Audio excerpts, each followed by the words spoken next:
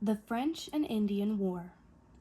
Between 1689 and 1763, Great Britain and France fought 4 great wars. The two countries fought against each other, both in Europe and in America. In each war, French troops and their Indian allies attacked the English colonies.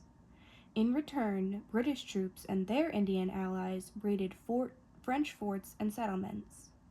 During the first 3 of these wars, there were many bloody battles, but the treaties that ended each war left the British and French colonies almost exactly the way they were before the fight broke out. The fourth and most important struggle between the French and British began in 1754. The war in America was known as the French and Indian War. It was a battle for the rich lands drained by the Ohio River between the Appalachian Mountains and the Mississippi River. Both countries claimed this land. France and England had gone about colonizing the new land in different ways. Both countries had tried to make friends with the Indians, but the French had built forts and established trading posts, while the English colonists had built towns and settlements. When war came, the many scattered settlements of the English proved more difficult to defend than the few forts and trading posts of the French. As the French won skirmish after skirmish, more and more Indian tribes joined them, eager to be on the winning side. The worried British sent one of their best generals to command the British forces in America. He was Edward Braddock, a brave military man who fought by the rulebook as he had been taught in Europe.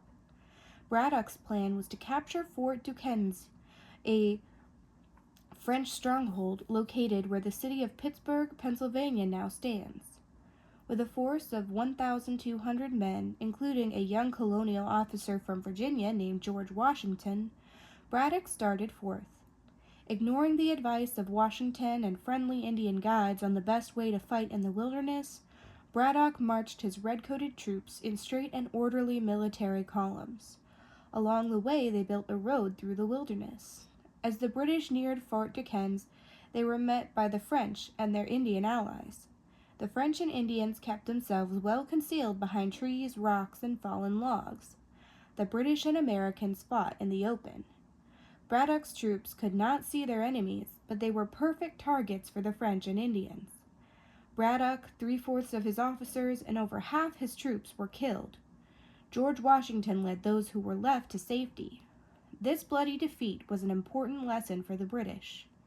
New officers trained in wilderness fighting and more skilled British and colonial troops eventually turned the tide of the war in favor of the British. The final battle was fought on the Plains of Abraham, a large flat area or plateau outside the city of Quebec in Canada. General James Wolfe led a British army in an attempt to capture Quebec. He took his men up the St. Lawrence River above the city. Then at night, he moved his troops to positions on a steep bluff known as the Heights of Abraham. When the French commander Louis Montcalm discovered the British troops the next morning, he decided to fight them where they were.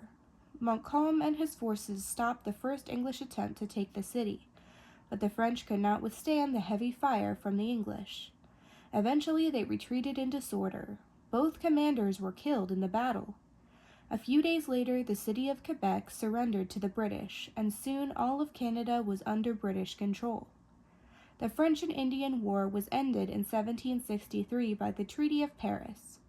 This treaty gave the British all of Canada and all of the French possessions east of the Mississippi River.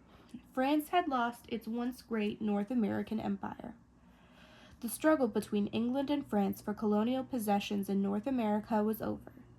In towns and villages throughout the English colonies, people cheered the British soldiers and toasted King George III, who had become the King of England 3 years earlier. The American colonists were looking forward to peace and prosperity.